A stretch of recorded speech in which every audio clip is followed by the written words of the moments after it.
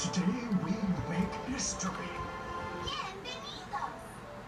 Welcome to the South Pole! If you're Dora the Explorer, you explore. It's what you do. What took you so long? If you want to save 15% or more on car insurance, you switch to Geico. It's what you do. You did it! Yay! Living on the ridge line, my home is wherever the sun goes down. I volunteered to be a castaway, cut off from the world. In the caves, I found a world that doesn't exist out there. This is where I belong, and this is where I'll stay. Up here, I'm the only predator. The Booties. New episodes Tuesdays at 9 on National Geographic. To find solitude, some go to extreme lengths and places. Living beyond the grid, high in the mountaintops, or far below it, deep underground. In the middle of Lake Michigan lies a place removed from the world, known as Beaver Island, outside the grid. I decided to move to Beaver Island with my family to get a fresh start. There's no roads tying to Beaver Island. There's no highway. The people are tough. If they don't want you here, they're not going to let you stay here. I like that. I choose to live like that.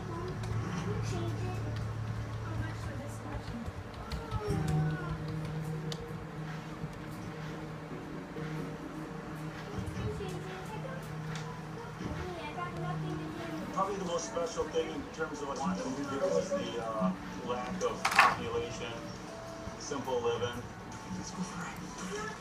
With the unique isolation factor, being out here in the middle of Lake Michigan, you're going to get people that come and go, but the population stays about the same as one of the most remote areas in the continental U.S. This beach line, this stretch of straits here, in the winter there's a lot of ice that piles up. The ice just left this lake in early May, so we're just getting on the water. Summertime, it seems you're spending your whole time working your butt off for a winter. It's a small window. Out here, 18 miles from the mainland, Dan Burton makes his home amid the fresh waters of Lake Michigan. He lives within the Beaver Island archipelago, a series of 9 islands, several of which are completely uninhabited. So basically, I'm looking this beach line to boat fish. The season just started. It's early, and we want to get fishing as quick as possible. You got to be a couple sticks ahead of the fire. It's not that long. We're going to be right back to freezing rain, snow, and ice again.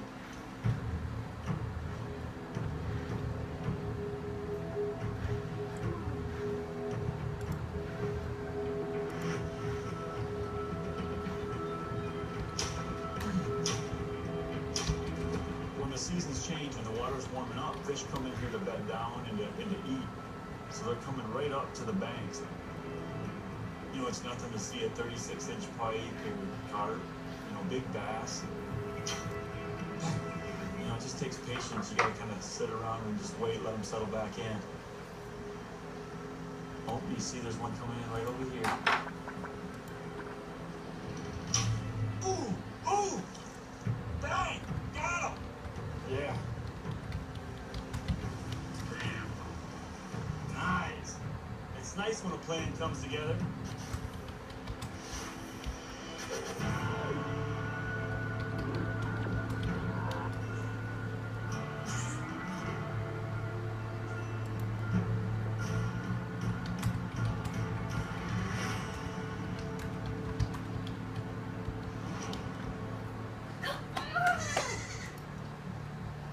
If you've noticed, but the ravens haven't been around today.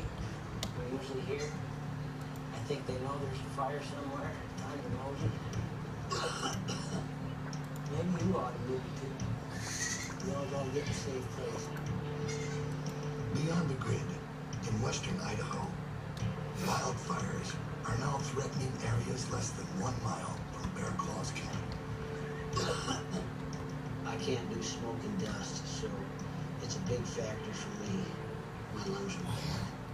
To make matters worse, he's long suffered from a respiratory condition, aggravated by smoke. I don't feel comfortable this close to a fire. This time of year, being prepared is literally a survival tool that we have to have. Taken off 5 or 10 minutes, you're in the saddle and you're gone. We say, pretty girl. Tyler Mosley. Come on, guys. Let's go find a new campsite across the canyon.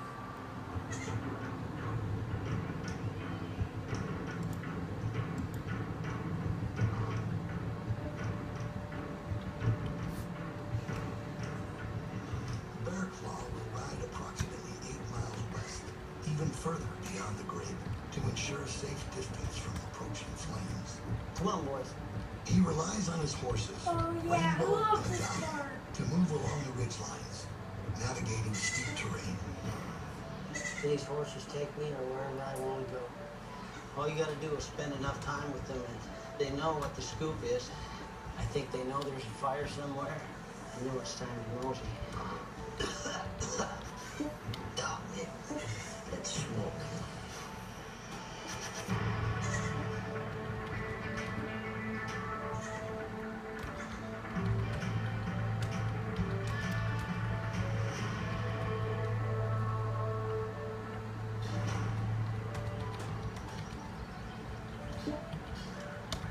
If you're gonna be hunting deer stands, they take it. I don't have a traditional deer stand.